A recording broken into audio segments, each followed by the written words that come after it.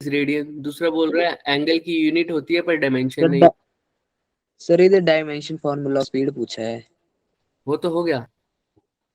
अच्छा डायमेंशन, अच्छा मैं इसी लिख रहा था ना, ठीक है ऊपर वाले क्वेश्चन की मीटर था।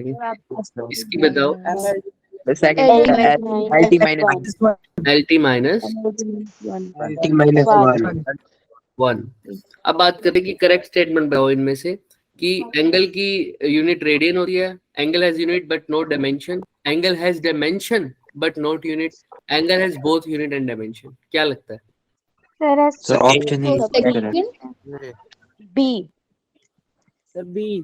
स्टेटमेंट्स एक से ज्यादा हो, ए और B. Angle A sir, A and B. A and B. Angle की यूनिट होती है बट डायमेंशन नहीं होती। एंगल की डायमेंशन होती नहीं होती, तो ये तो गलती हो गया, ये भी गलत हो गया। तो इससे हमें ये पता चला कि जो क्वांटिटी के पास यूनिट है जरूरी नहीं कि उसके पास डायमेंशन डायमेंशन भी हो। क्लियर है क्या? Yes sir. चलो नेक्स्ट बताओ, इसमें से कौन सी बेसिक यानी फंडामेंटल यूनिट ऑफ मेजरमेंट नहीं है? Velocity. Very good. Velocity defined है, किससे होती है? फंडामेंटल, हाँ, लेंथ और टाइम। टाइम। वेरी गुड, इनसे डिराइव्ड है। आज हम बात करेंगे कि डायमेंशनल एनालिसिस के बारे में। क्या होता है डायमेंशनल एनालिसिस से, हम क्या कर सकते हैं? एक्चुअल में ये क्या है? डिफरेंट क्वांटिटीज के बीच में रिलेशन चेक करने का एक प्रैक्टिस है। मतलब कैसे कि कौन सा फॉर्मूला सही है, कौन सा फॉर्मूला गलत है ना, ये सब बताएगा हमें डायमेंशनल एनालिसिस करेंगे with the help of dimensions, है ना। एक किस्म से ऐसे ही समझो इसको, ये क्वेश्चंस करने से ज्यादा अच्छे से समझ में आएगा, वही ज्यादा जरूरी है इसका। देखो इससे क्या करते हैं हम, it is a practice of checking the relations. कोई भी क्वांटिटीज के बीच में रिलेशन, जैसे फोर्स और एरिया के बीच में रिलेशन, फोर्स और एक्सेलरेशन के बीच में रिलेशन, वेलोसिटी और एक्सेलरेशन के बीच में रिलेशन, कोई भी, वो डायमेंशनल एनालिसिस की हेल्प से करेंगे। उसकी प्रैक्टिस को ही डायमेंशनल एनालिसिस बोलते हैं। अब ये रिलेशन बिल्डअप करने में हेल्प करेगा, डिफरेंट क्वांटिटीज के बीच में कोई फॉर्मूला डिराइव करने पे हेल्प करेगा, है ना। और ये भी बताएंगे हमें कि अगर फोर्स के फॉर्मूले में मास इनटू एक्सेलरेशन आता है तो मास कितनी बार आ रहा है, एक्सेलरेशन कितनी बार। फॉर एग्जांपल हमारे पास काइनेमेटिक इक्वेशन है, थर्ड काइनेमेटिक इक्वेशन, उसमें v स्क्वायर होता है माइनस u स्क्वायर, तो वेलोसिटी 2 टाइम्स आ रही है ना v का स्क्वायर। तो ये सब भी हम डायमेंशनल एनालिसिस की मदद से कर सकते हैं। अभी वही देखेंगे कैसे। आओ, अब इससे पहले कि हम ये सब करें, थोड़ी बहुत क्वांटिटीज के बारे में हम जान लेते हैं। जैसे सबसे पहले है डायमेंशनल वेरिएबल्स। क्या है डायमेंशनल वेरिएबल? एक मैं बताता हूँ, फिर आप लोग अपने आप बता दोगे। डायमेंशनल मतलब जिसके पास डायमेंशन हो। वेरिएबल मतलब क्या होता है? डिफरेंट, हाँ, वैल्यू वेरी करे, वैल्यू चेंज करे, जो चेंज हो या फिक्स ना हो, फिक्स ना हो। हाँ, तो ऐसी क्वांटिटीज जिनके पास डायमेंशन तो हो लेकिन जिनकी वैल्यू फिक्स ना हो। समझ रहे हो क्या बोला है सर मैंने? ऐसी क्वांटिटीज जिनके पास डायमेंशन तो हो लेकिन जिनकी वैल्यू फिक्स ना हो। ऐसी कौन सी वैल्यूज है जिनकी वैल्यू फिक्स नहीं होती? ऐसी कौन सी वेरिएबल्स है? सोचो, ऐसी कौन सी क्वांटिटीज है भाई? Force, area, area. एरिया क्या सबका सेम होता है क्या? वॉल्यूम। हाँ, वॉल्यूम क्या सबकी सेम होती है क्या? नहीं ना, तो चेंज हो रही है ना इसकी वैल्यू, चेंज होती है। वेलोसिटी, है ना, ये सब, स्पीड, ये सब हर जगह वेरी हो सकते हैं, लेकिन इनकी डायमेंशन भी होती है क्या? होती है सर। इसीलिए ऐसी क्वांटिटीज जिनकी डायमेंशन तो है लेकिन जिनकी वैल्यूज भी चेंज हो रही है, तो उनको बोलते हैं डायमेंशनल वेरिएबल्स। क्या बोलते हैं? ठीक है। अब ध्यान से सुनो, नेक्स्ट है डायमेंशनल कांस्टेंट। क्या बोलेंगे? या ऐसे समझो, पहले ये पढ़ लेते हैं, पहले ये पढ़ लेते हैं। अभी डायमेंशनल वेरिएबल्स पढ़े थे, अब ये पढ़ लेते हैं डायमेंशन लेस वेरिएबल। अब इसका मतलब क्या हुआ सर? जिसमें कोई डायमेंशन ना हो, डायमेंशन ना हो। कोई फिक्स्ड वैल्यू हाँ, ना हो। जिसकी वैल्यू dimension चेंज तो ना हो और उनकी फिक्स वैल्यू ना नहीं हो, फिक्स वैल्यू भी ना हो, डायमेंशन भी ना हो। देखो, those physical quantity do not have dimension, do not have dimensions, also do not have fixed value. लेकिन इसमें क्या था sir, do not have fixed value तो ठीक था इसमें भी क्योंकि वेरिएबल है, लेकिन इनके पास डायमेंशन ही। अब ऐसी क्वांटिटी बताओ जिसकी वैल्यू तो फिक्स ना हो, मतलब जो चेंज तो करे लेकिन उसकी डायमेंशन भी ना हो। Sir sine theta cos theta. Sine theta, अब थीटा एंगल ठीक है, इनके पास डायमेंशन नहीं है, ठीक बात है, इनकी वैल्यू चेंज होती है, ऐसा भी हो सकता है। Very good. और स्ट्रेन। Strain, very good. अब स्ट्रेन है क्या होता है ये भी समझ लो, ये बताने ही वाला था, बच्चे ने बोल दिया। स्ट्रेन, स्ट्रेन होता क्या है सर, मैं रबड़ को या रबड़ को तो किसी भी सॉलिड चीज को मान लो, रबड़ को मान लो, मैं उसकी लेंथ चेंज कर रहा हूँ, तो कितनी लेंथ चेंज हुई है ओरिजिनल लेंथ के रिस्पेक्ट में, वही क्या होता है स्ट्रेन। इसका फॉर्मूला क्या होता है, change in length divided by original length. अभी तुमने पूरा नहीं करना, तुम्हें सिर्फ समझना है क्योंकि ये क्वांटिटीज तुम आगे पढ़ोगे आगे वाले चैप्टर्स में, बट अभी थोड़ा थोड़ा आइडिया ले लो। स्ट्रेन क्या है सर, कितना लेंथ में चेंज है विद रिस्पेक्ट टू क्या, ओरिजिनल लेंथ। तो देखो ऊपर भी लेंथ है, लेंथ की डायमेंशन आएगी, नीचे भी किसकी डायमेंशन आएगी, लेंथ। दोनों कट जाएंगे तो क्या डायमेंशन आएगी या कुछ नहीं। लेकिन ये क्या है sir, dimension. But her quantity में क्या सेम लेंथ चेंज हो सकती है क्या, हर चीज में, मतलब मैं किसी भी चीज को स्ट्रेच करूंगा क्या उसकी सेम लेंथ चेंज होगी हर बार, ये सारी चीजों की सेम होंगी, उसकी वैल्यू चेंज हो सकती है। इसीलिए स्ट्रेन वेरिएबल तो है लेकिन डायमेंशन क्लियर है। डायमेंशनल वेरिएबल्स और डायमेंशनलेस वेरिएबल्स में किसी को कोई भी डाउट है, नो सर। किसी को कोई भी डाउट है, वरना थम्स अप करो फिर आगे चले। चलो चले आगे, इसका मतलब ग्रेट। बात करते हैं सर डायमेंशन लेस क्वांटिटीज तो हो गई, और डायमेंशनल वेरिएबल भी हो गए, डायमेंशन लेस वेरिएबल भी हो गए। अब कांस्टेंट की बात करते हैं। कांस्टेंट मतलब सर जो एक जैसा सेम ही रहने लगे, की वैल्यू क्या हो, सेम वही। और डायमेंशनल मतलब इसकी डायमेंशन भी हो। तो ऐसी क्वांटिटीज जिनकी डायमेंशन भी हो लेकिन जिनकी वैल्यू भी क्या हो, fix. have dimensions and have fixed value, have dimensions and have fixed value are known as dimensional constant, are known as dimensional constant। इसके तो बहुत सारे एग्जांपल है। स्पीड ऑफ लाइट, उसकी यूनिट होती है ना, स्पीड है, स्पीड की यूनिट क्या होती है, मीटर पर सेकंड, और इसकी डायमेंशन भी होती है LT-1, लेकिन इसकी वैल्यू वैक्यूम में क्या रहती है, 3 × 10⁸ ऐसे ही तुमने ग्रेविटेशनल कांस्टेंट पढ़ा होगा 6.6 वाला, 670 है ना, उसकी भी डायमेंशन होती है और उसकी भी क्या क्या कहते हैं, वैल्यू फिक्स रहती है। इसीलिए वो कांस्टेंट तो है लेकिन उनके पास डायमेंशन भी है, उनके पास डायमेंशन भी है। क्लियर है सबको ये बात? डायमेंशनल कांस्टेंट क्या होते हैं, ऐसे जैसे डायमेंशनल कांस्टेंट होते हैं, एक ऐसी क्वांटिटी भी होती है जिनके पास जो कांस्टेंट तो हो लेकिन जिनके पास डायमेंशन ना हो। देखो डायमेंशनल वेरिएबल थे, फिर डायमेंशनलेस वेरिएबल है, ऐसी डायमेंशनल कांस्टेंट है, ऐसे ही क्या होगा, तो ये जो अभी तुम यहाँ पर पढ़ोगे ये क्वांटिटी नीचे, ये कैसी क्वांटिटी है, डायमेंशनलेस कांस्टेंट, डायमेंशनलेस कांस्टेंट। अब ये क्या है सर, एंगुलर डिस्प्लेसमेंट। क्या होता है सर ये, जैसे साइन भी आ सकता है इसके अंदर, थीटा वगैरह वाला है ना, लेकिन अभी ध्यान से सुनो, कांस्टेंट है। अब साइन थीटा वो एग्जैक्टली नहीं आएगा इसमें, तो क्योंकि साइन थीटा तो वेरिएबल है ना सर, कुछ भी हो सकती है उसकी वैल्यू, 0, 1/2, 1/3 है ना, है ना, पर एक पर्टिकुलर रेंज में आती है, तो इसमें साइन थीटा लिखना अच्छा नहीं रहेगा। एंगुलर डिस्प्लेसमेंट, अब ये क्या होती है, किसी को पता है? ओमेगा। इसमें आप देखोगे ना बच्चे, इसका जो यूनिट बदलेगी वो तो आएगी रेडियन, बट ये क्या रहेगा? सोचो सोचो सोचो कांस्टेंट।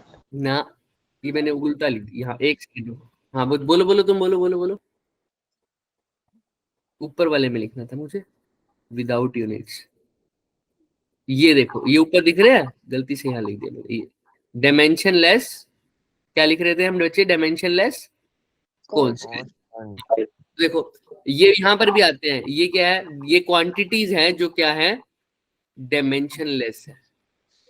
ये इसी में ही आ जाती है वेरिएबल्स में, जैसे एंगुलर डिस्प्लेसमेंट। एंगुलर डिस्प्लेसमेंट क्या होती है बेटे? अभी तुमने बताया है ओमेगा। ओमेगा। ओमेगा की तुम देखोगे यूनिट क्या है इसकी? रेडियन है, लेकिन इसकी कोई डायमेंशन नहीं नहीं है। अभी दिखाएंगे कैसे, है ना? हमने अभी पहली लाइन में लिखा था, ऐसी जरूरी नहीं है कि जिसके पास यूनिट हो उसके पास क्या हो? डायमेंशन। लेकिन हम इसको बाद में करेंगे, इससे पहले ऊपर आ जाओ। अभी हमने पढ़ लिया डायमेंशनल वेरिएबल, हमने पढ़ लिया डायमेंशन लेस वेरिएबल, फिर हमने पढ़ा डायमेंशनल कांस्टेंट, अब पढ़ेंगे डायमेंशन लेस कांस्टेंट। तो ऐसे कांस्टेंट जिनकी डायमेंशन ही नहीं है, भाई कोई भी नंबर ले लो, 1 2 3 4 5, ये सारे कांस्टेंट ही तो हैं। क्या इनकी कोई डायमेंशन है? No sir. हाँ। अब जो बच्चे बोल रहे थे ना साइन थीटा वगैरह, वो एक्चुअल में यहाँ आएंगे। देखो ट्रिग्नोमेट्रिक फंक्शन, समझ रहे हो? अब इनकी वैल्यू तो कांस्टेंट होती है, अब वैसे वेरी कर सकती है, लेकिन अगर मैं बोलूं साइन 60, क्या ये वैल्यू कांस्टेंट नहीं है क्या? Yes sir. और इसकी कोई डायमेंशन है? No sir. एक्चुअल में ट्रिग्नोमेट्रिक फंक्शन इसमें आएंगे बच्चे, क्योंकि इसके पास क्या है? वैसे वैल्यू चेंज हो सकती है सर, लेकिन साइन 0 अलग होगा, साइन 60 अलग होगा, साइन 30 अलग होगा, साइन 45 अलग होगा, साइन 90 अलग होगा। लेकिन अगर मैं बोल दूं सिर्फ साइन 60, तो क्या इसकी वैल्यू चेंज हो सकती है क्या? No sir. इसकी वैल्यू रहेगी सर वही √3/2। ऐसे ही मैं बोल दूं cos 60, उसकी वैल्यू तो सेम ही रहेगी सर, 1/2। सर ये क्या है? इनके पास डायमेंशन तो नहीं है, और इनकी वैल्यू भी क्या है? फिक्स है। तो इसीलिए ये क्या है? Dimension less constant. हमारा क्या है बच्चे? ये डायमेंशन कांस्टेंट। Yes sir. किसी को कोई भी दिक्कत आ रही है यहाँ पर तो पूछो बच्चे। हाँ सर। पक्का? सर डायमेंशनल कांस्टेंट्स तो नहीं आया। क्या कह रहे हो? सर डायमेंशनल डायमेंशनल कांस्टेंट वो होते हैं जिनके पास डायमेंशन भी हो लेकिन उनकी वैल्यू भी चेंज ना हो, जैसे स्पीड ऑफ लाइट। इनके पास डायमेंशन है LT-1 स्पीड की डायमेंशन, लेकिन इसकी वैल्यू भी चेंज नहीं होती। क्या होती है इसकी value? 3 × 10⁻⁸ 8 metre per second. Yes sir. चले आगे। क्लियर है सबको सारी क्वांटिटीज? ये जो पार्ट Yes, बी sir. दे रखा है, पार्ट बी में ये क्या दे रखा है सर? ये ऐसी क्वांटिटीज दे रखी है जिनके पास क्या है? यूनिट्स हैं लेकिन डायमेंशन नहीं है। ये दिख रहा है क्या सबको जो मैंने लिखा है अभी अभी? एक सेकेंड, ये दिख रहा है? ये यस सर। ये ऐसी क्वांटिटीज जो डायमेंशन लेस है लेकिन जिनके पास यूनिट्स हैं। तो इसका एक एग्जांपल है एंगुलर डिस्प्लेसमेंट। तुम अभी आगे तुम्हें दिखाऊंगा कैसे। यहाँ तक क्लियर है सबको? आगे बढ़ सकते हैं हम? Yes sir. Yes sir. Excuse me sir. अब देखो, हाँ बोलो बच्चे। सर एंगल डायमेंशनलेस वेरिएबल में आएगा कि डायमेंशनलेस कांस्टेंट? डायमेंशनलेस कांस्टेंट में आएगा बच्चे, क्योंकि उसकी वैल्यू फिक्स है ना। अगर एक पर्टिकुलर मैं उसकी बात ट्रिग्नोमेट्रिक एंगल की बात कर रहा हूँ मैं, सिर्फ ट्रिग्नोमेट्रिक अगर सिंपल एंगल बोले, ट्रिग्नोमेट्रिक एंगल नहीं। वो तो कुछ भी हो सकता है ना बच्चे, वो तो कुछ भी हो सकता है, तो वो वेरिएबल में आएगा। Okay sir. चले आगे। Yes sir.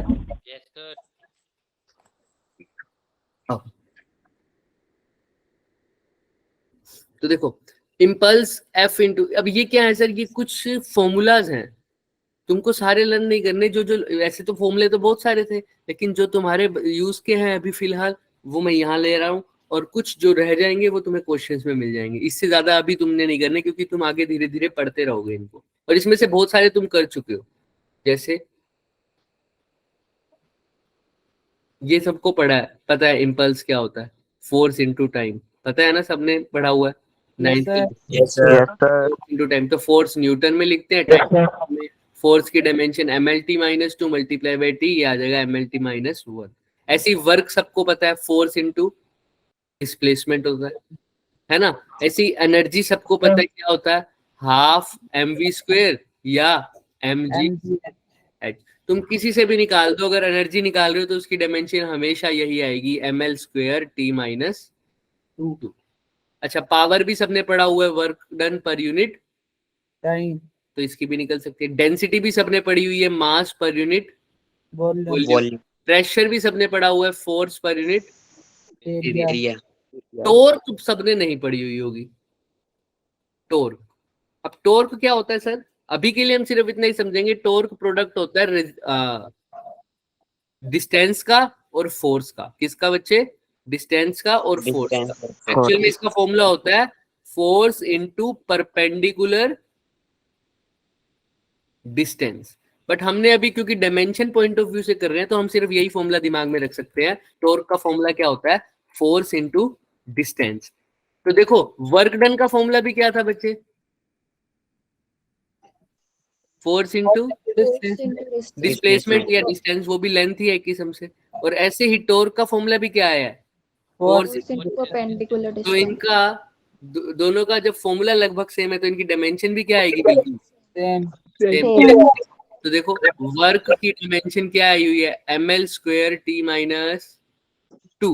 और टॉर्क की डायमेंशन भी देखो क्या आई हुई है, ml² t-2, क्योंकि इनका फॉर्मूला सेम है। हालांकि दोनों का डिफरेंट है, क्वांटिटीज दोनों डिफरेंट है। टॉर्क अलग चीज बताती है, वर्क डिफरेंट है, वर्क अलग चीज बताता है, वो हम आगे चैप्टर्स में पढ़ेंगे। लेकिन इनका फॉर्मूला लगभग सेम है, इसीलिए इनकी डायमेंशन भी क्या आई है, सेम आई। क्लियर है। तो डिफरेंट क्वांटिटीज की डायमेंशन सेम हो सकती है या नहीं हो सकती, सर हो सकती भी पता चला है हमें, हो सकती है सर, ये भी याद रखना। चलो अब एंगुलर डिस्प्लेसमेंट, भाई लीनियर डिस्प्लेसमेंट होता है डी, एंगुलर डिस्प्लेसमेंट भाई कितना एंगल चेंज हुआ, तो इसको बोलते हैं थीटा। क्या बोलते हैं बच्चे, थीटा। थीटा क्या होता है, arc upon radius, arc upon radius. तो आर्क भी क्या होता है, एक किस्म से लेंथ होती है बच्चे, रेडियस भी एक किस्म से क्या होती है, लेंथ। तो लेंथ से लेंथ कट गई तो क्या इसकी कोई यूनिट होनी चाहिए क्या, नो सर।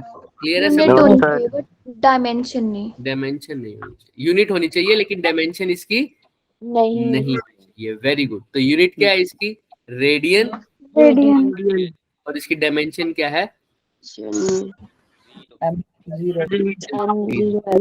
क्लियर है सबको। तो एंगुलर डिस्प्लेसमेंट जिसको तुम ओमेगा बोल रहे थे, एक्चुअल में वो क्या होता है, थीटा। देखो इसकी यूनिट आई है रेडियन, लेकिन इसकी क्या डायमेंशन आई है क्या, नो सर। इसलिए मैंने यहाँ पर क्या लिखा है, डायमेंशन लेस। क्लियर है क्या सबको, यस सर। जो तुम ओमेगा बोल रहे थे उसके बारे में पढ़ते आओ। तो सबको पता चला एंगुलर डिस्प्लेसमेंट ओमेगा नहीं होता है, एंगुलर डिस्प्लेसमेंट क्या होता है, थीटा।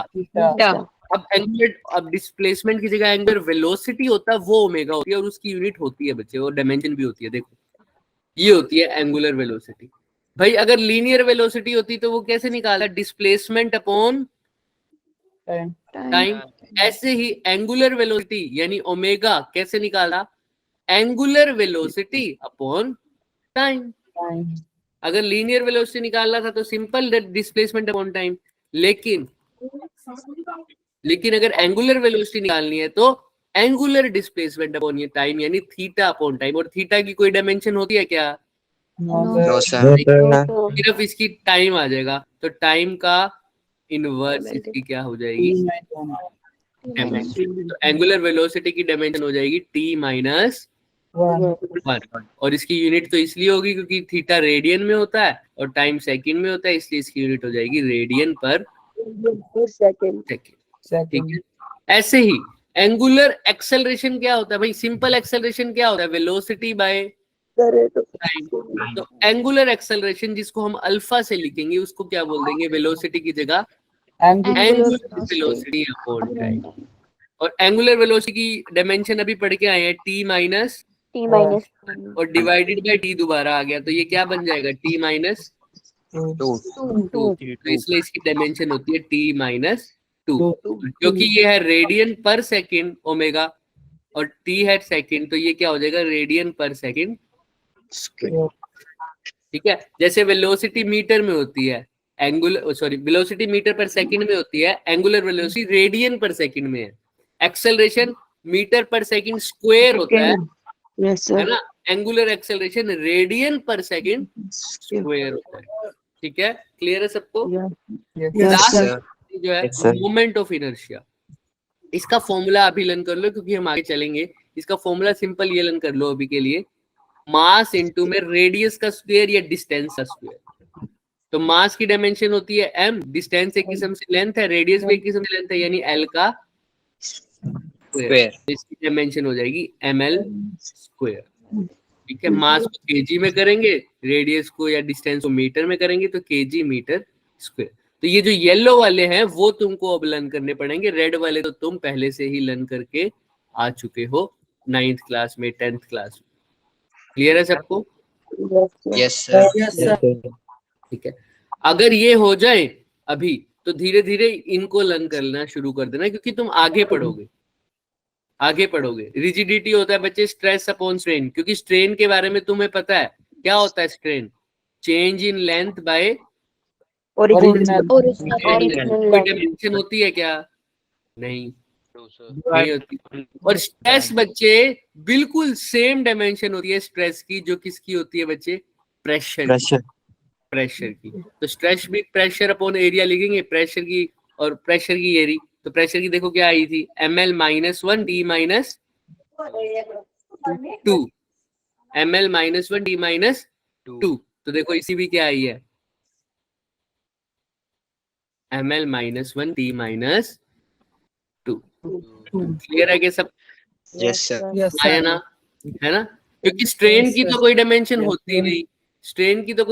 होती नहीं, तो किसी बची स्ट्रेस की, और स्ट्रेस की बिल्कुल किसकी तरह होती है? प्रेशर की तरह।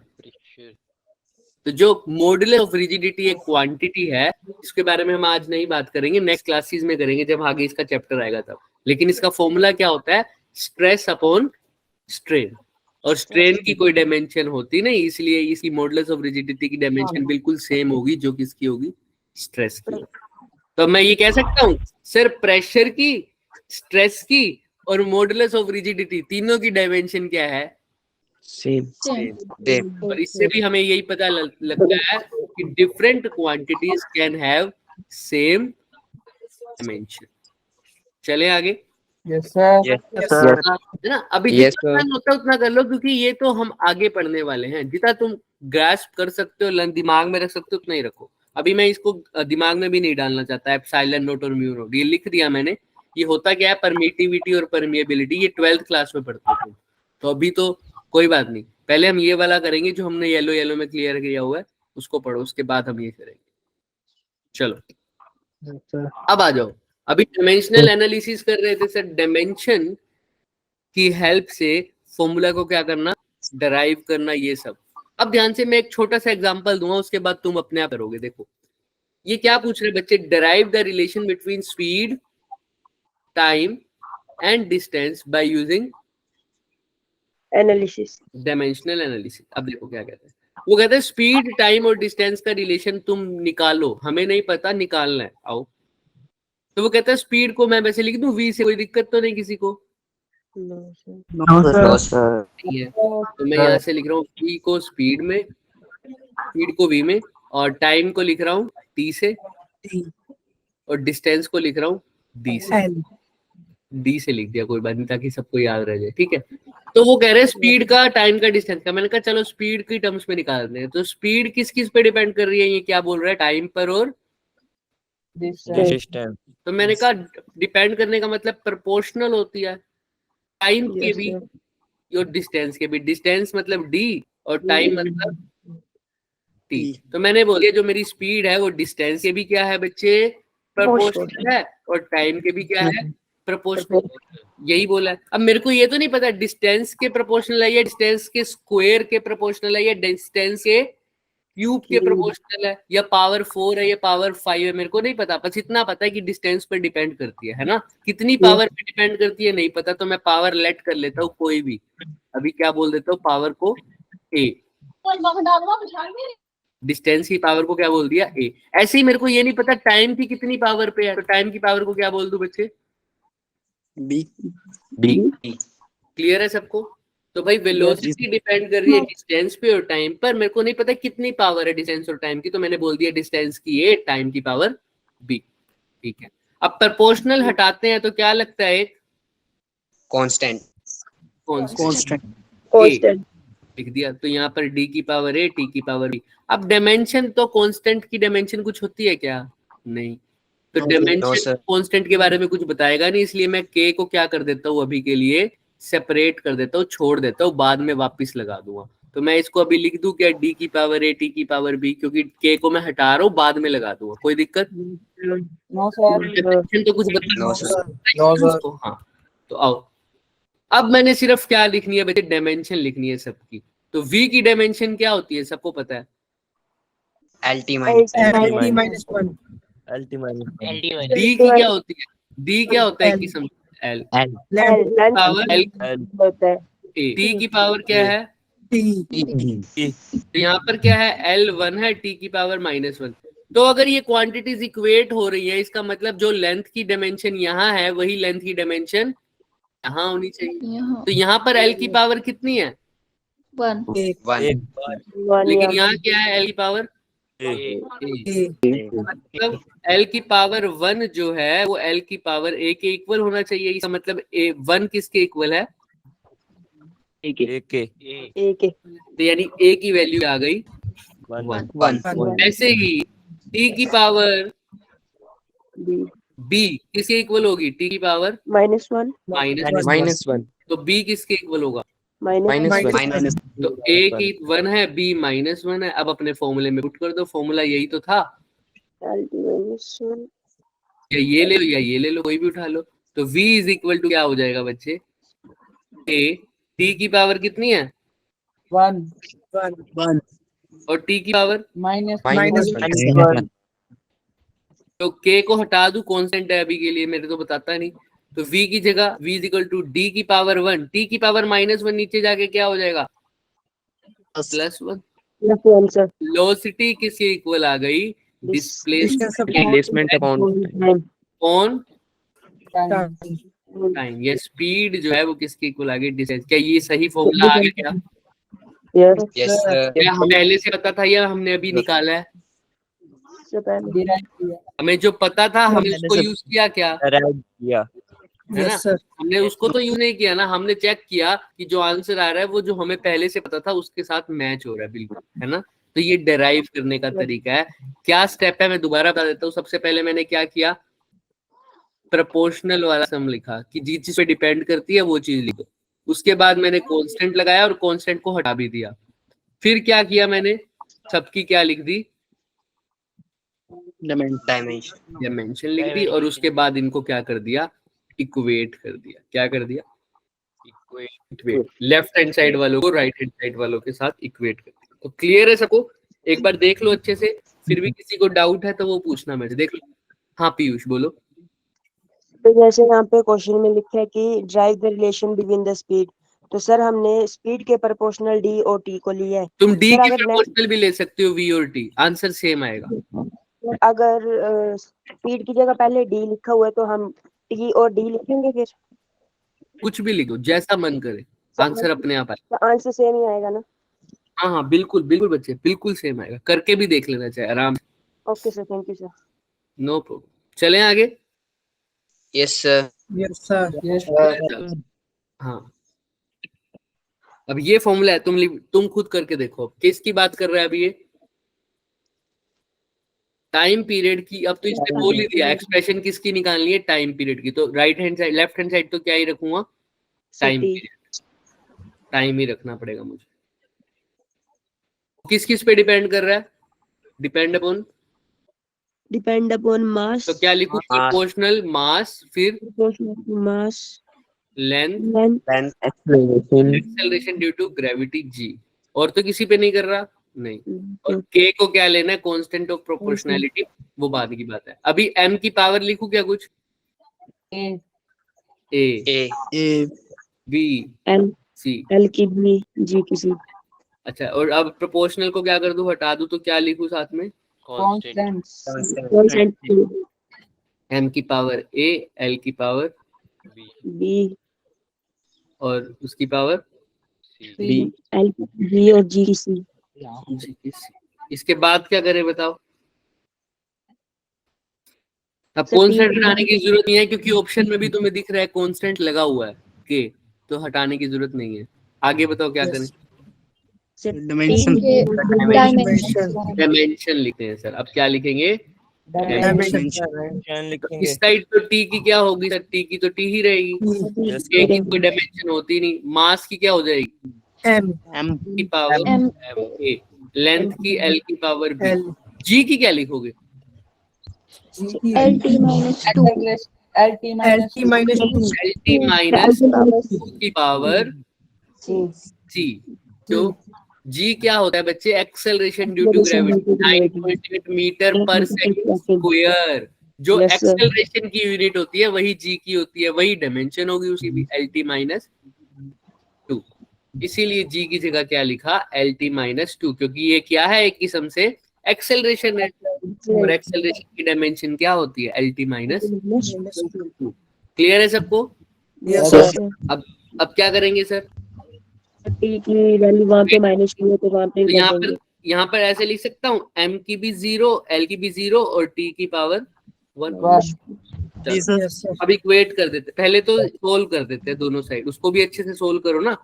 yes sir m की पावर a, l की पावर b, B यहाँ पर plus तो l की पावर c और t की पावर कितना आ जाएगा? Minus minus 2C 2c। और सोल्व करो, m0 l0 t1 is equal to k की m की पावर a, l की पावर कितना हो जाएगा? B plus C क्योंकि बेस सेम है तो पावर ऐड और t की पावर माइनस। अब इक्वेट कर दो सर। अब क्या कर देंगे? इक्वेट। आओ करते हैं। यहाँ पर m की पावर 0 है तो वहां पर भी क्या होनी चाहिए?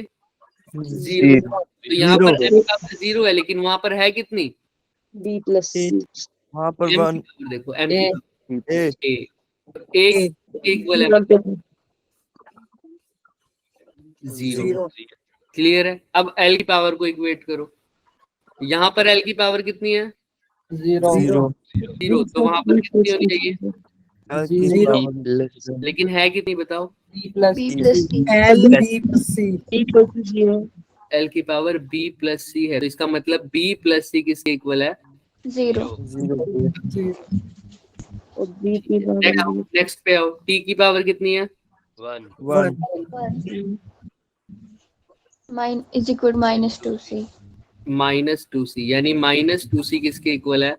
1 के। तो c किसके इक्वल हो जाएगा? minus 1 by 2 Minus half. Minus half. तो यहाँ पर माइनस हाफ पुट कर दो तो b भी आ जाएगा। half b minus half is equal to 0, तो b क्या आ गया? Half. हाँ, प्लस हाफ है ना। तो b plus half minus half a 0, ये क्या हो गया? 0। किसी को दिक्कत है यहाँ पर? देख लो अच्छे से। No, sir. चले आगे। तो a क्या हो गया इसके? 0, b क्या हो गया? हाफ, c क्या हो गया? माइनस। पुट कर दो इस फॉर्मूले में वैल्यू, क्या बन रहा है देखो। t is equal to k का, तो k m की पावर a की जगह क्या आ जाएगा? 0। l की पावर b की जगह क्या आ रहा है? 1 by 2 c की पावर g की पावर minus हाफ का मतलब अंडर रूट होता है, right? Under root. Yes, sir. k की जगह तो k, m0 मतलब 1 कुछ भी नहीं है। yes sir की पावर 0 हो, किसी की भी पावर 0, उसका मतलब क्या होता है? 1।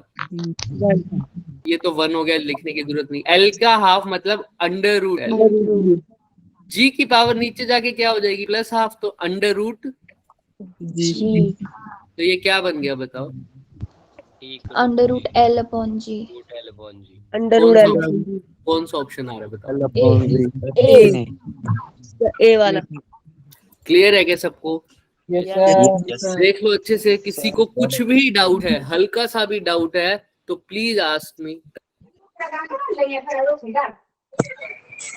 सर जी की वैल्यू सर LT-2 कैसे आई सर?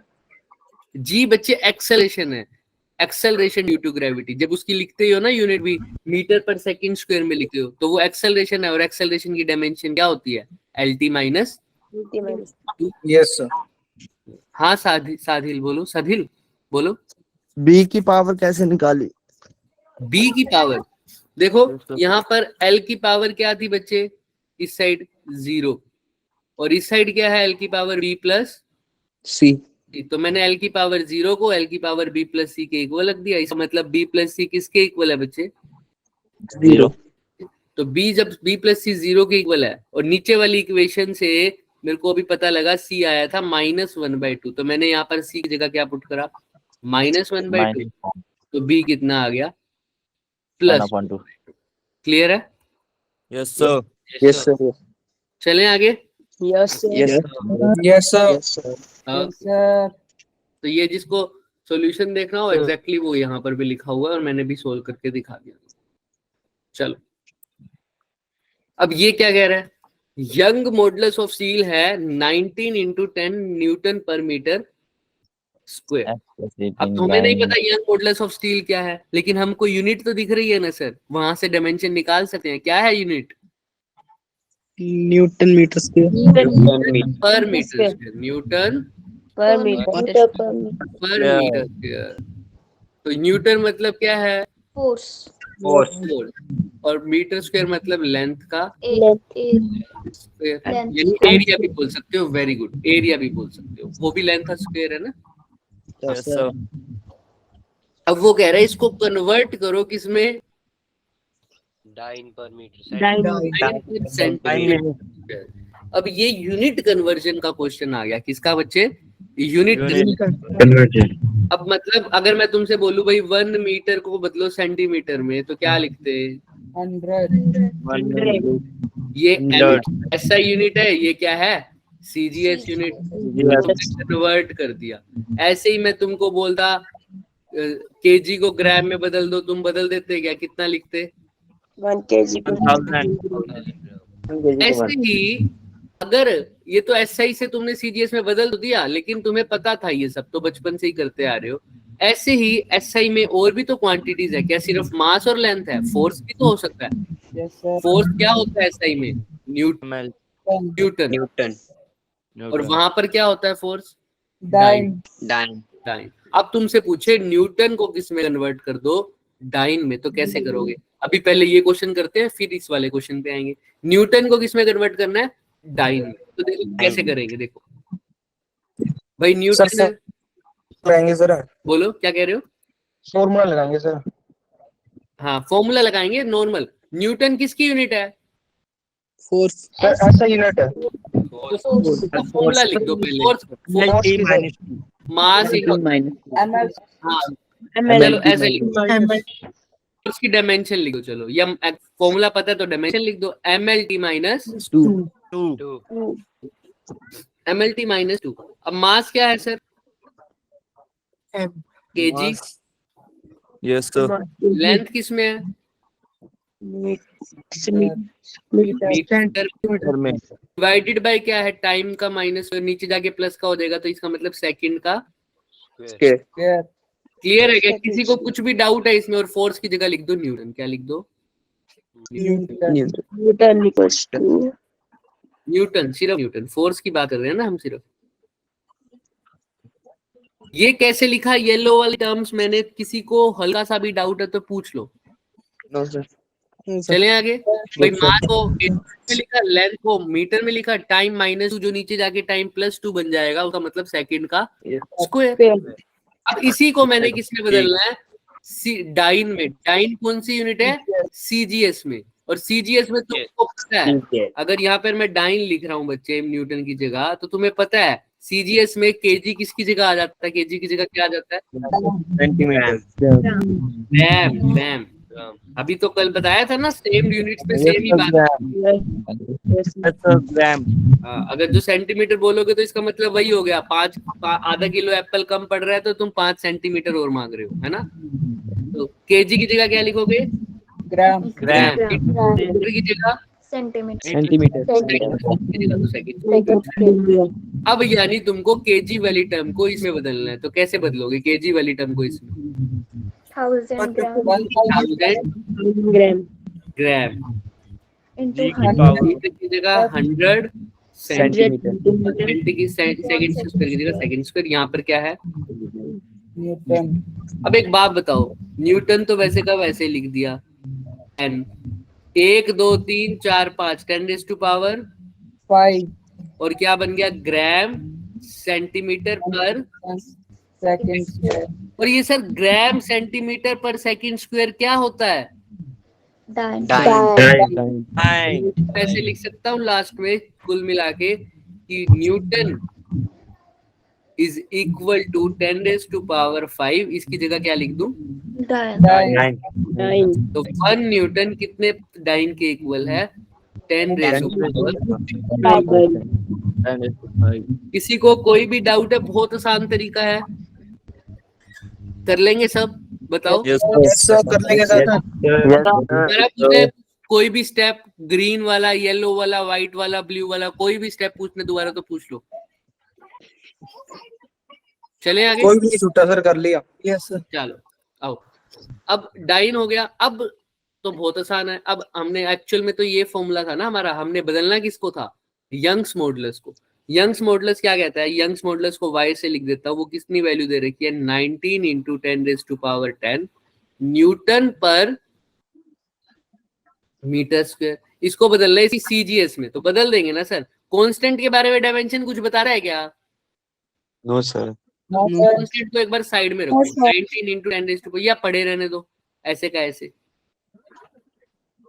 अब सेम टू सेम अप्रोच लगाऊंगा बच्चे, बिल्कुल सेम। मैंने ये सारी, ये तो SI यूनिट में है, ये किस में है सर? SI में। SI में।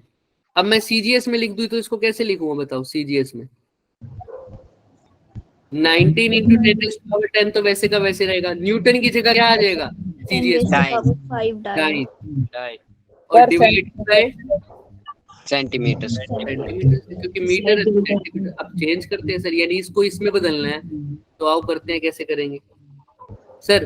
19 इंटू 10⁻10 को तो छेड़ूंगा ही नहीं। न्यूटन की जगह क्या लिखना है? डाइन। न्यूटन की जगह क्या लिखना है? डाइन। कितना डाइन आता है न्यूटन की जगह? 10⁻5 5 डाइन। और डिवाइडेड बाय मीटर स्क्वायर है। अब तो क्या लिखूंगी? Centimetre square. मतलब कैसे लिखोगे? मीटर को सेंटीमीटर में तो 100 लिख देते, अब मीटर स्क्वायर है तो क्या लिखूंगा? 100 स्क्वायर, यानी 10000 ऐसे ना, 10,000 जी सर। है ना? तो 4, ये 10 की पावर 4 लिख दूं सीधा ही, Yes, sir. और साथ में क्या आ जाएगा? Centimetre square. तो ये ऊपर जाके अब देखो 19 इंटू 10⁻10 तो वैसे का वैसे ही है। ऊपर जाके ये 10⁻4 ऊपर जाएगा तो कितना बन जाएगा? 10 ये 10⁻5, ये -4 तो कितना बन जाएगा? 10⁻1। इस 5 में से 4 चला जाएगा तो कितना आएगा? 1। तो ये भी कितना बन गया? देखो आंसर। 19 into 10⁻11 हाँ, और साथ में यूनिट भी लिख दो, साथ में क्या है? डाइन डाइन सेंटीमीटर स्क्वायर पर सेंटीमीटर स्क्वायर। तो ये क्या बन गया? 19 इंटू 10⁻11 डाइन पर सेंटीमीटर स्क्वायर। तो ये देख लो, ये आंसर आ गया। दिख रहा है? यही आया। Yes sir. जी सर। देख, किसी को कोई भी डाउट है तो पहले पूछ लो, देख लो अच्छे से, इसको बहुत अच्छे से देखो। हल्का सा भी डाउट लगता है तो पूछ लो, क्योंकि ऐसे ऐसे क्वेश्चन आ जाते थे। कर लेंगे अब सब? Yes sir. कर लिए।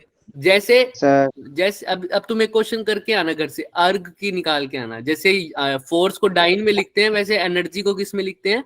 अर्ग में, ERG। तो निकाल के, ठीक है? अर्ग जूल में रिलेशन। चल, ये क्लियर है ना? चले आगे। Yes sir. जी सर। अब ये क्या कह रहा है देखो। अब भाई हमने देखो जितने भी फंडामेंटल क्वांटिटीज करी है, देखो सबको किस में बदला है? ML और T में, है ना? तो क्योंकि हम उसको फंडामेंटल मानते हैं। अब हर जगह, क्या हर प्लेनेट पे अगर लोग रहते होते कहीं और प्लेनेट पे भी, तो वो क्या मास, लेंथ और टाइम को ही फंडामेंटल मानते क्या हमेशा? नहीं सर, वो किसी को भी मान सकते। उनके लिए डराइव्ड क्वांटिटी कोई और होगी और फंडामेंटल क्वांटिटी मान लो कोई और तो हमको उसमें भी कन्वर्ट करना आना चाहिए भाई। कल को किसी और प्लेनेट के साथ बातचीत करने पड़ जाए, है ना, वहां पर प्लेनेट, हमारे यहाँ तो मास, लेंथ और टाइम है, वहां पर क्या हो जाए, स्पीड, एरिया और फोर्स हो जाए। हम इसको कैसी क्वांटिटी बोलते हैं इन तीनों को? Fundamental derived Derived. मान लो कि वो लोग क्या कहते हो, हम तो इसको फंडामेंटल बोलते हैं, तो हमको सारी क्वांटिटीज को किसमें बदलना पड़ेगा? डिराइव इस वाली क्वांटिटी में। तो अब कैसे कन्वर्ट करोगे? देखो ये क्या कह रहा है, बताओ। अगर तुम्हारी स्पीड है, एरिया है और फोर्स कैसी क्वांटिटीज है बच्चे? Fundamental quantities. तो तुम किसका फॉर्मूला निकालो? Young's modulus. अब ये मैंने यंग्स मॉडुलस ही इसीलिए लिया क्योंकि सर ये अभी पीछे ही पढ़ के आए हैं, जैसे न्यूटन पर मीटर स्क्वायर, याद आया? Sir Yes. ये सारे क्वेश्चन जो मैंने करवाए हैं ये आए हुए हैं जेई में पहले। ये देखो, ये वाला क्वेश्चन भी जेई में आया हुआ है। कहाँ पर? 2020 में। ठीक है, तो देखो ध्यान से, फंडामेंटल क्वांटिटीज अब क्या है सर? स्पीड और एरिया और फोर्स। इसको बदलना यंग्स मॉडुलस में बदल। यंग्स मॉडुलस का फॉर्मूला क्या होता है पहले तो वो लिखो, न्यूटन पर मीटर स्क्वायर। भाई न्यूटन को किस में मेजर करते हैं? किस चीज को न्यूटन में मेजर करते हैं? Sir, force. और नीचे क्या है? मीटर का स्क्वायर मतलब Area. एरिया। तो फोर्स भी आ गया, एरिया भी आ गया। देखो फोर्स भी पूछा है, एरिया पूछा है। अब कन्वर्ट करूं या इसी में रहने दूं? इसी में ही रहने दो, क्योंकि उसने फंडामेंटल ही यही मानी है। अगर फंडामेंटल कोई और बोलता तो वो कन्वर्ट करता, लेकिन अभी तो फंडामेंटल फोर्स, एरिया और स्पीड है। स्पीड तो आ ही नहीं रहा फॉर्मूला पे, यानी स्पीड की पावर कितनी हो जाएगी? 0. तो यंग्स मॉडुलस का फॉर्मूला क्या बन गया बच्चे? एफ की पावर कितनी आ रही है? 1। एरिया की पावर -1 तो देख लो कौन सा फॉर्मूला। और वी की पावर कितनी आ रही है? 0 तो कौन सा फॉर्मूला बन रहा है? Force D. क्लियर है क्या? यस ठीक है। अगर मान लो वो फोर्स की जगह बोल देता मास, तब मैं इसको कन्वर्ट करता फोर्स को मास इनटू एक्सेलरेशन में और इसको एरिया में। फिर क्योंकि एक्सेलरेशन तो नहीं बोल रखा, स्पीड बोल रखा है, फिर मास एक्सेलरेशन को क्या करता? स्पीड में कन्वर्ट करता, और फिर ये फॉर्मूला आ जाता मेरा m की पावर 1, v की पावर 1, a की पावर 1, d की पावर -1। तो जब तक फंडामेंटल क्वांटिटीज जो दे रखी है, अगर उसमें आंसर आई है तो उसको चेंज करने की जरूरत नहीं है, क्योंकि यहाँ पर फंडामेंटल क्वांटिटीज बोल रखा था फोर्स और एरिया, और मेरा पहले ही स्टेप में आंसर किस में आ रहा है? फोर्स में और एरिया में। तो फोर्स और एरिया तो फंडामेंटली बोल रखी है, तो इसको कन्वर्ट करने की जरूरत नहीं। तो सीधा का सीधा लिख सकते। हाँ बच्चे बोलो, जिसका डाउट है किसी का भी। ये क्लियर है सबको? Yes, sir. क्या कह रहे हैं बच्चे? देखो मैं ये कह रहा था कि अभी वो कह रहे हैं कि पहले तो तुम जिसमें करते थे, अब तुमको सारे फॉर्मूले को किसमें कन्वर्ट करना है? जो भी तुम्हें दिया जाए, स्पीड में, एरिया में और फोर्स में। इसका सीधा मतलब है सारे फॉर्मूला को किसमें कन्वर्ट कर देना है? स्पीड, एरिया और फोर्स। तो उसने बोला एग्जांपल के लिए यंग मॉडुलस करके दिखाओ। तो यंग मॉडुलस का फॉर्मूला हमें, या डायमेंशन या यूनिट हमें पता थी, न्यूटन पर मीटर स्क्वायर, यानी फोर्स अपॉन एरिया। हमने कहा ये तो पहले से ही कन्वर्टेड है फोर्स में और एरिया में। हमने इसकी वैल्यू लिख दी। फोर्स की पावर कितनी है? 1। फोर्स कितनी बार आ रहा है यहाँ पर? एक बार आ रहा है, तो फोर्स की पावर 1। एरिया भी एक बार आ रहा है, लेकिन डिवाइड में आ रहा है, इसलिए ए की पावर -1। स्पीड तो आ ही नहीं रहा सर, ना कोई ऐसी क्वांटिटी बन रही है, कोई और क्वांटिटी जिसको मैं स्पीड में बदल सकूं, तो इसलिए v की पावर क्या है? 0 क्लियर है क्या? Yes Sir. ये था फॉर्मूला। जब तुम चाहो, देखो इन्होंने बड़े तरीके से कर रखा है, तुम उस तरीके से भी कर सकते हो इसको। जैसे यंग्स मॉडुलस का फॉर्मूला भी अभी नहीं पता ना किस में कन्वर्ट करना है, फोर्स में, एरिया में और स्पीड में, तो तुम पहले वही लेट कर लो। वो y प्रोपोर्शनल हो जाएगा फोर्स की पावर a की पावर b और v की पावर c। फिर प्रोपोर्शनल हटा के क्या लगाते हो बच्चे? कांस्टेंट। कांस्टेंट को फिर भूल जाओ एक बार के लिए, क्योंकि डायमेंशन कांस्टेंट। फिर यंग्स मॉडुलस की क्या लिखो? डायमेंशन। और इन सब की क्या लिखो? डायमेंशन। लास्ट स्टेप क्या था? सबको क्या कर दो? इक्वेट। उससे भी आंसर आ जाएगा। लेकिन अभी के लिए हमको इतने लंबे मेथड की जरूरत नहीं थी। तुम चाहो तो इससे भी कर सकते हो, ये फॉर्मूला भी मैंने बता दिया और छोटे वाला भी तुम्हें पता ही है। क्लियर है ना? Yes sir. Yes sir. Yes sir. Sir time table क्या होगा सर मंडे से बता देंगे बच्चे, अभी आपको कुछ, मुझे भी अभी पूरा आइडिया नहीं है ना, बता देंगे कैसे रहेगा। मॉर्निंग में अब ज्यादा टाइम तक तो नहीं रहेगा मेरे हिसाब से, क्योंकि बैचेस मर्ज कर रहे हैं 12th में, तो उसकी दिक्कत नहीं होनी चाहिए तुम्हें। ठीक है, इवनिंग टाइम। हाँ इवनिंग ही रहेगा मेरे हिसाब से, आगे से देखते हैं, कोई बात नहीं। चलो पहले ये क्लास लगेगी। क्या कह रहे हो? सर कल भी क्लास लगेगी? कल देखना पड़ेगा, कल सैटरडे है ना? हाँ क्लास तो है तुम्हारी। संडे संडे है, कल क्लास नहीं है, कल क्लास नहीं है। ठीक है, देखो अब ये क्वेश्चन है। क्या कह रहे हो सर? कल होगी सर क्लास? नहीं होगी। ये लास्ट क्वेश्चन है बच्चे, इसके बाद छुट्टी है। Okay sir. Yes sir. ठीक है, अब देखो डायमेंशन किसके बारे में बताता हमें? कांस्टेंट के बारे में, है ना? कांस्टेंट के बारे में नहीं बताता। नहीं बता। और किसके बारे में नहीं बताता? अभी बात करते हैं, पहले इसके बाद ये कर लेते हैं। ये क्या कह रहा है सर? एक क्वांटिटी है f, जिसका क्या गिवन है? फॉर्मूला hc की पावर 5 और कैपिटल g। ठीक है, तो वो कह रहा है इस क्वांटिटी का फॉर्मूला बताओ, इस क्वांटिटी की डायमेंशन बताओ। किसकी? f की। कैसे करेंगे? कुछ नहीं करना सर, बाकी सबकी डायमेंशन पुट कर दो। h की डायमेंशन पुट कर दो, c की पुट कर दो और जी g की। तो c की पुट कर दो एक बार। c की क्या लिखोगे? Metre per second. क्या होती है डायमेंशन? lt माइनस 1 की पावर कितनी है? 5। ऐसे ही तुम चाहो तो इसकी भी कर देना, h और g की भी। h की अभी मैं लिखा रहा हूँ, ये मैं बता दूंगा कैसे आई है, बट अभी के लिए फॉर्मूला सोल्व कर लो सिर्फ। h की क्या दे रखी है? ml square t minus 1। तो h की जगह क्या लिखोगे? ml square t minus 1। ऐसे ही g की देखो क्या लिख रखी है? m minus 1 l cube t की पावर माइनस 2। किसी का क्या लिख दूं? m, देखो क्या लिखा हुआ है? m minus 1 l cube L minus 1 minus cube. क्या कह रहे हो? बोर्ड ही दी तुरी है ना? समझ नहीं आ रही बच्चे मेरे को, क्या बोल रहे हो? सर वो अपने घर वालों से बात कर रहे हैं तो माइक को कर। चलो यहाँ तक दिक्कत, किसी को दिक्कत है? No sir. सर। अब इसको सोल्व कर दो जस्ट एक बारी, फिर मैं बताता हूँ ये h की कैसे लिखी, g की कैसे लिखी। करो, यहाँ तो हो जाएगा ml स्क्वायर t माइनस 1। यहाँ पर l की पावर कितनी हो जाएगी? 5। t की पावर -5 और नीचे m की पावर -1, l की क्यूब, t की पावर माइनस 2। जो कट रहा है वो काट दो, जो आगे बढ़ सकते हैं बढ़ो फटाफट। m 1 है, यहाँ पर -1 ऊपर जाके फिर से +1 हो जाएगा, तो m का तो क्या हो जाएगा? स्क्वायर।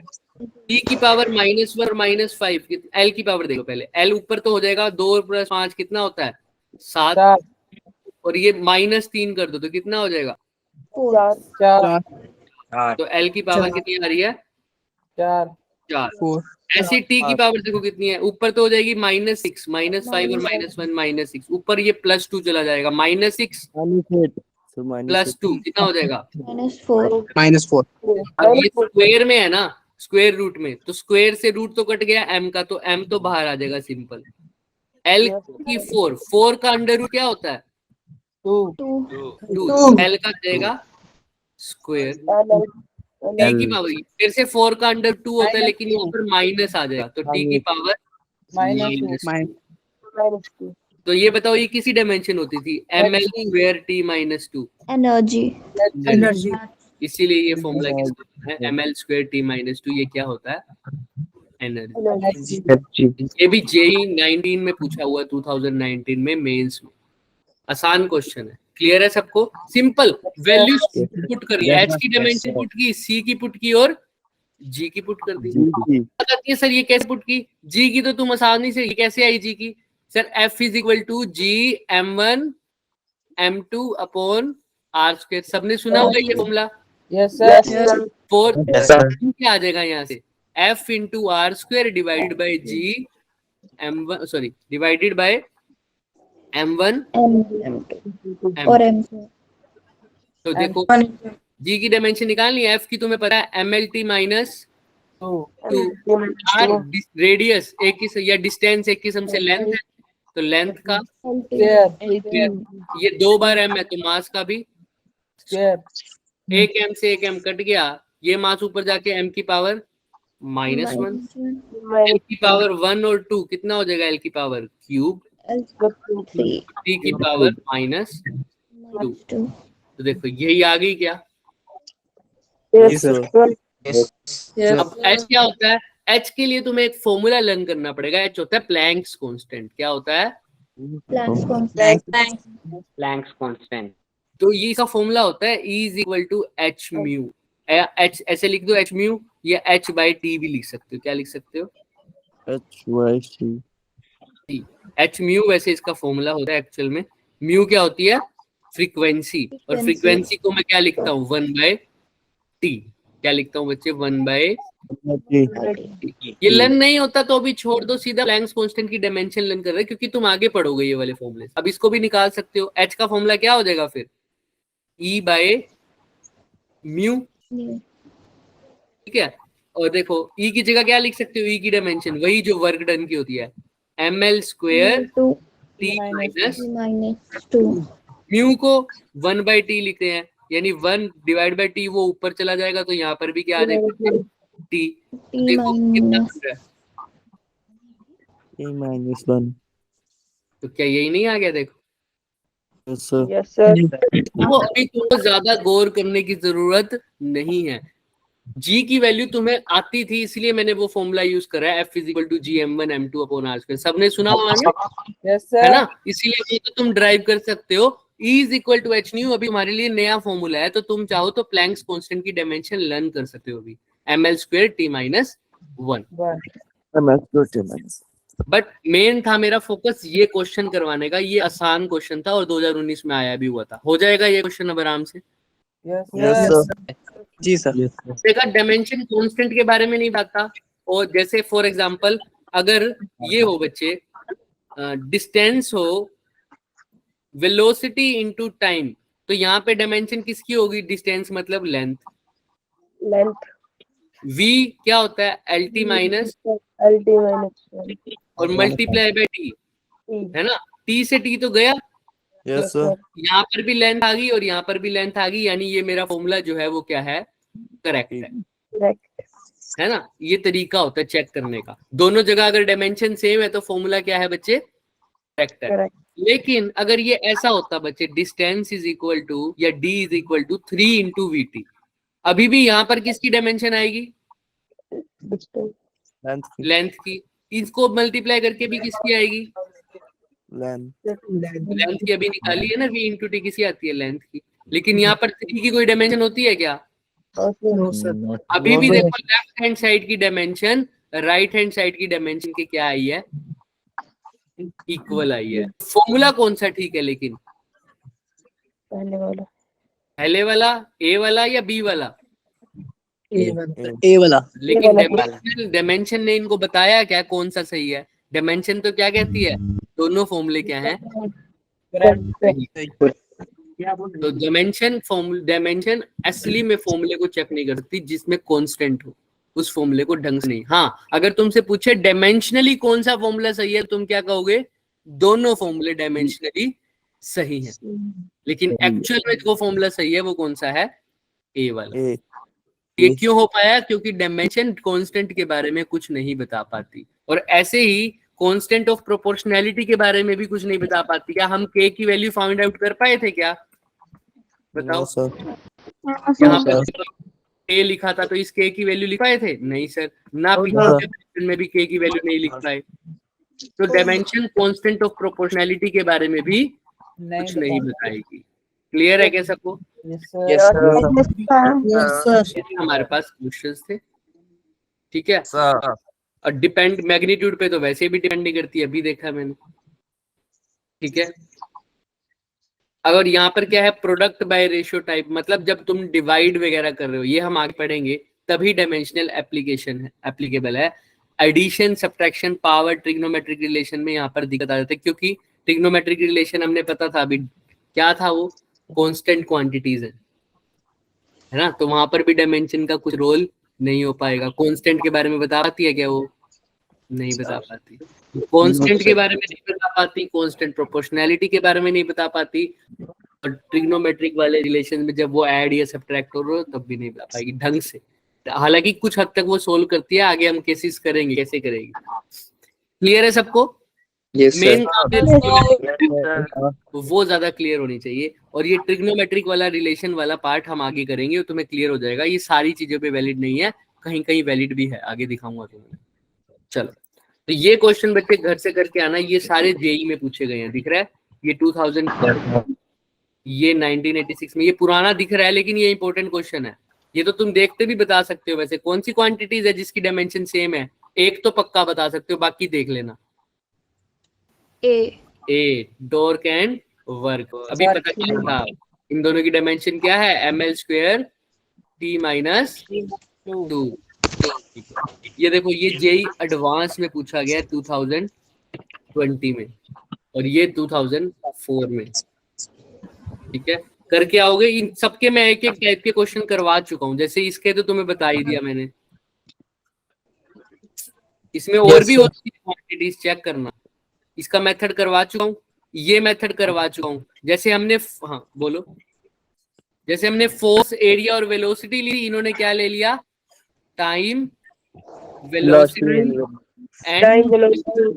अब ये क्वांटिटीज मान लो, अब इस प्लेनेट में ये एक फंडामेंटल क्वांटिटीज है, इसके अंदर फॉर्मूले को क्या करना है? कन्वर्ट करना। जैसे हमने यहाँ पर किया था ना, देखो इसके अंदर P या फोर्स, इसे इसमें क्या करना है बेटे तुमने? Time, velocity and angular momentum में करके आओगे सब। Yes, sir. ये क्वेश्चन ठीक। एक्सपोनेंशियल, ई की पावर की कोई यूनिट, कोई डायमेंशन नहीं होगी। ई रेज टू पावर कुछ भी हो, उसकी डायमेंशन नहीं होगी। Power raise to the power की डायमेंशन नहीं होगी, याद रखना। समझ में आ रहा है क्या? Yes, sir. तो करके आना। तो हम डाउट को हम नेक्स्ट क्लास में लेंगे, जब हमारी नेक्स्ट क्लास होगी ना बच्चे, तब इसके डाउट्स को लेंगे। के बाद ये बढ़ेंगे, ठीक है। किसी को कोई डाउट है तो पूछो, वरना जा सकते हो बच्चे। अटेंडेंस हो जाएगी बच्चे आज, कोई दिक्कत नहीं। अटेंडेंस ऑन कर रखी है मैंने, ट्रैकिंग वो आ जाएगा। ओके, किसी को भी डाउट है वो रुक सकता है, बाकी जाओ बच्चे। Thank you. Okay, sir. Thank you, sir. Bye. Bye bye. ये क्वेश्चन जरूर करके आना बच्चे, चारों के चारों आते ही देखेंगे। चल, और भेज भी देना मुझे। Bye sir. Bye bye bye bye. जय श्री राम। जय श्री राम बच्चे। जय श्री राम भाई। जय श्री